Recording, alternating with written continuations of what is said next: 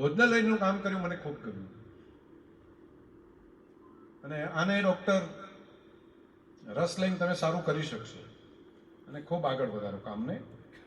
અને જમવાથી, ભોજનથી જે સંતોષ મળે છે ને, એવો સંતોષ કોઈને કોઈ પણ બાબતમાં નથી મળતો. કોઈ પણ વ્યક્તિને કોઈ પૈસા આપો, બીજું હોય કપડાં આપો, કંઈ પણ આપો, પણ ભોજનથી જે સંતોષ મળે છે સૌથી વધારે મળે. એટલે ભોજન સારું અને સાત્વિક તમે કરશો એવો મને પાક્કો ભરોસો પણ છે. એપીએમસીને હજુ વધારે કરવા માટે વેલ્યુ એડિશન કરવું પડશે. એક સમય હતો જ્યારે કોઈ જગ્યા નથી, સ્કોપ નહોતા, ત્યારે બધા ખેડૂતો માર્કેટમાં જ આવતા. પરંતુ હવે માર્કેટ એવા ડેવલપ થશે જે વેલ્યુ એડિશન.